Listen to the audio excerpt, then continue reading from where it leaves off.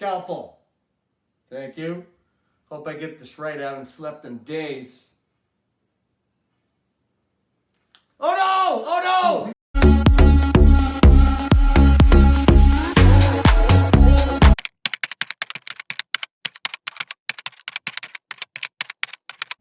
I heard you can throw the football really well, Commish. I can throw the football just as well as I like my rubs. Watch this. What?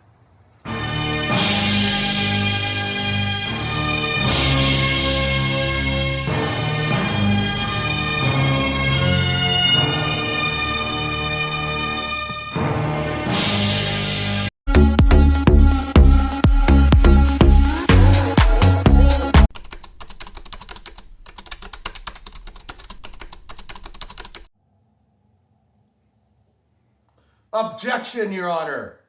He's badgering the witness. Sustained. All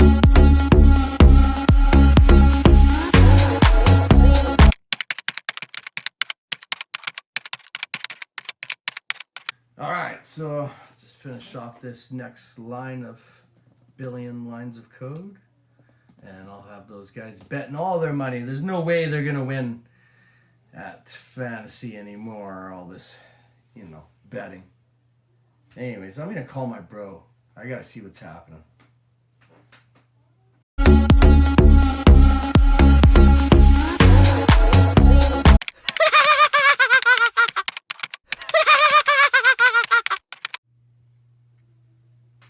Hello? Hey bro, what's poppin'? Dak still making you wet dream? Baby, it's all good, bro. Oh, I got mustard on my favorite shirt. You know what, bro? I don't even know who to set up all this week in my lineup. Well, if you go this linebacker from Washington, they're paying a run-first offense, so that linebacker is guaranteed to get a bunch of volume, and that's how you will win this one. You the best, man. How the hell do you know all this? You see any women around, bro? Good point, my brother. Good point. You know what? Thanks for all you did for this. There's no way I could ever win without you. I know this.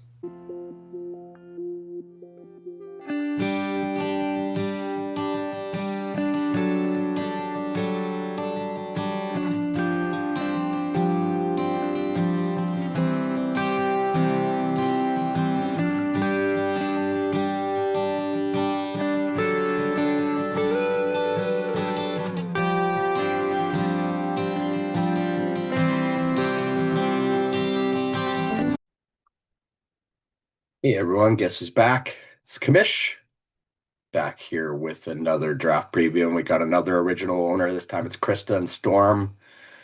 Now in a division where one owner is out of that division now, and that's True North. So it does open up the door, I feel now, for reduced competition in that division. Not saying that the rest of the teams are bad or anything, because it is a very, very tough division. And with your third place finish last year, it does appear, as I work through your preview, that obviously you did try to buy a bit last year, and it could create some complications for you this year, depending on how things go or injuries or whatever the case may be. So I'm going to get right into your preview, and we'll just see how the outlook looks for Krista and Storm this year. All right, there we are. Krista and Storm, draft preview. So looking at the keepers, so Derrick Henry, you've had this guy, I don't know for how many years, and he's like Mr. Reliable. The guy's always seems to be near the top. I know likely people have tried to trade for him in the past, and you've said no or yes or whatever. But I think at this point, for a guy like Derrick Henry, you just keep him till the wheels fall off now, because you're never going to get the value you would get for him. Probably said the same thing last year, but it's true, right? There's no point in you trying to get rid of him now. And then you do have some interesting decisions to make, and I think the decisions is that running back, right? You have Well, I mean, you could keep three running backs. And I don't think that would be a bad idea because you got Jalen Warren as a keeper right now. The issue with that, of course, is Pittsburgh got rid of Najee Harris, which you also had, and they brought in a rookie, Caleb Johnson. So where does that put Jalen Warren? And then in terms of Najee Harris, I've been hearing he's having a great offseason, but then the issue is they drafted a Marion Hampton. So yeah, I mean, you either keep both those guys and reduce one of your wide receivers, or like you say, right now you're landing on Jalen Warren, and whether or not that's going to be the right move, I don't know, right? Nobody knows at this stage. The benefit you do have actually with the week delay now on the draft for the first time in history. Um, It'll give you more time to assess what's going on in the off season. Let's put it that way. Remember the keeper deadline is 24 hours before. So you'll have an opportunity to review what's going on in training camp. Most training camps open up July 22nd, and you can find out, okay, who's doing well, Harris or Warren. And I believe we'll even get through week one of preseason too before we draft this year. So again, haven't done that in LSC history before. I kind of had to, and I know it's created some complications potentially for you making the draft, but I know you'll do your best. And then looking at your wide receivers, you're going with a triple-headed monster here, but I wouldn't really call it a monster, right? When we look at each one of these wide receivers, I personally wouldn't consider any of them really true WR1s. I mean, I guess you could make the argument for Cortland Sutton being a WR1 in Denver. And he did have a pretty decent year last year, but, there's concerns, right? So, first off, Detroit, Jameson Williams. Actually, it might work out with Amon Ra. I heard he's got a bit of a knee issue already this offseason, so maybe Williams gets more time, but I have a feeling Detroit's going to regress this year. I think last year was the height of their success for this team. I've always just not had faith in Jared Goff. I don't know why. He's just slow. He's white, and yeah, he's just not a mobile quarterback. So then you need the best offensive line in football to protect him, or your name needs to be Tom Brady, and somehow you never get hit, right? So, anyways, that would be one guy that could do better, could do worse, and then you got Jordan Addison, Minnesota. So the issue with Addison this year is now you take out the fact that Sam Darnold's gone. And it seems like the offense, at least in a regular season, did well with Darnold. And if an offense can do well with Darnold, well, what's to say it can't do well with a guy like J.J. McCarthy, right? So that's one way to look at it is maybe J.J. McCarthy will be able to come in and actually be better than Darnold, right? So, or he could be, much worse and fall flat on his face.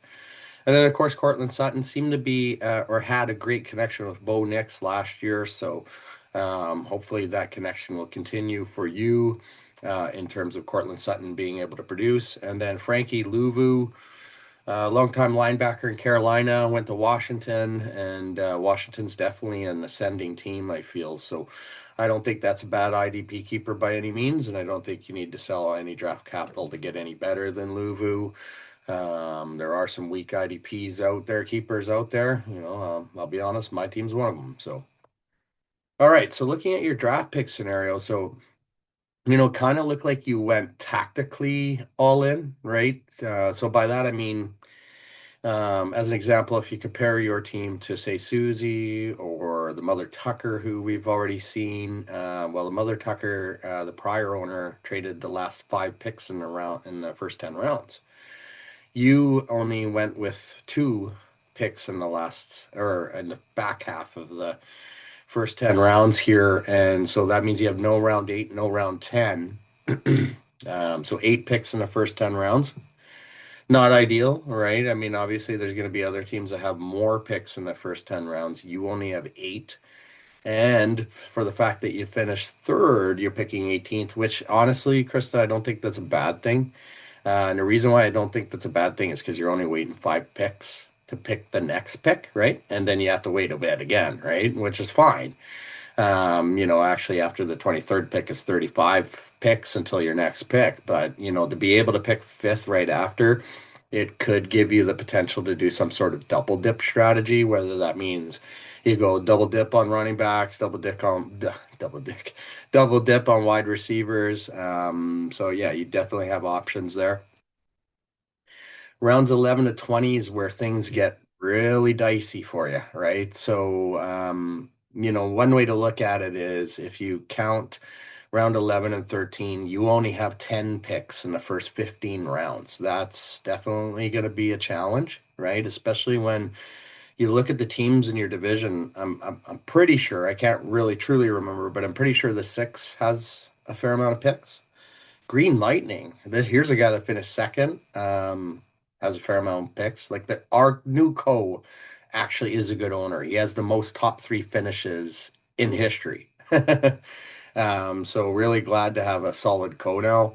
And then Billsy Bubs, I think actually looks like a pretty decent team too. So Mother Tucker being the exception. So I think it's going to be you and Mother Tucker battling for the basement in that division. I could be wrong. I mean, you've proven me wrong so many times before. But I do not like this draft pick scenario, especially since, when you look at the four picks being in round 19 and 20, I mean, if you want to go even further, you got 12 picks in the first 18 rounds. So that's definitely going to create some challenges for you this year. And that's why you saw one of the title headline for you is survival year question mark, just like it was for Susie. And then when we go to rounds 21 to 29, well, yeah, you own round 21. You basically have, well, what is it, 20% of the picks in round 21. You got four picks there.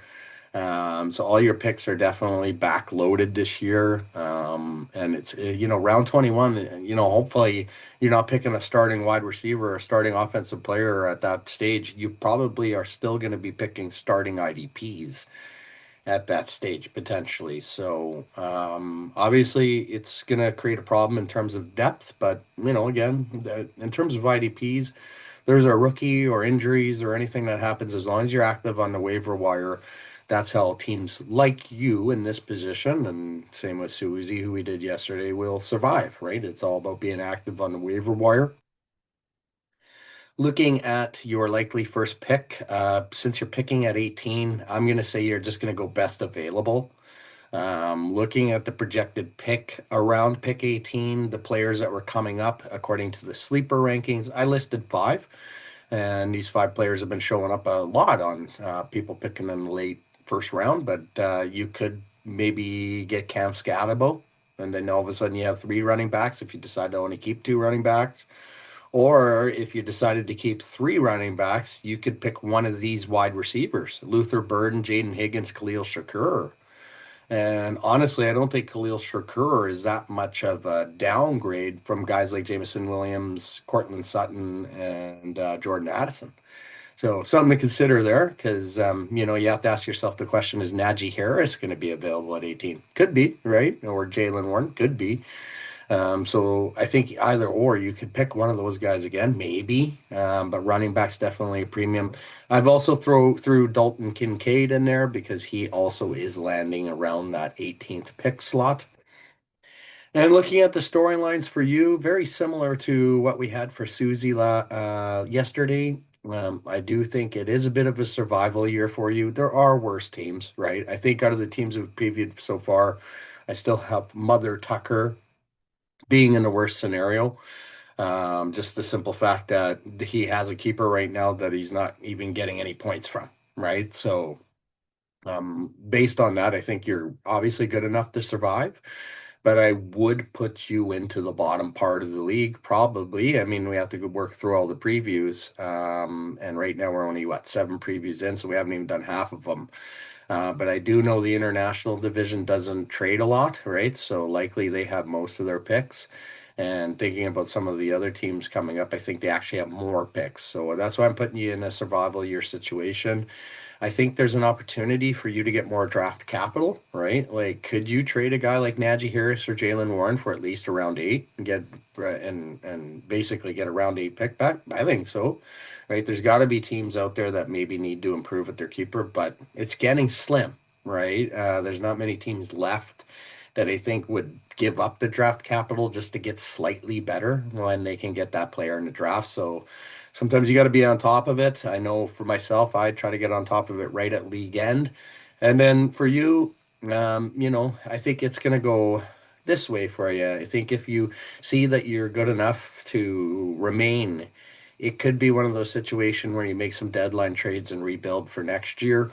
I think it could be a bit of a rebuild year for you next year, right? Like, could this be the year that maybe you offload Derrick Henry at the trade deadline to some other team that's willing to give you a fair amount of more capital for a aging running back just because they're trying to win the league, right? So those are things that you're going to have to weigh up throughout the year. But I think there probably could be potential for you to make some deadline trades, as we saw last year, though. Don't trade early. Well, I mean, you can do whatever you want, but I traded early. I finished dead last. And you don't have the benefit of being tier two champion to move up in the same year like I do. It is an advantage for me, I guess. But I do think you are good enough to survive, Krista. And I love the fact that you tried to win last year, and third place finish is nothing to scoff at, right? You got your fees free this year based on that, and I think any year we can get some sort of prize is the way to go. So, anyways, good luck this year, Krista. I know you're committed to the league, and happy to see what you can do this year in that division now that True North is gone.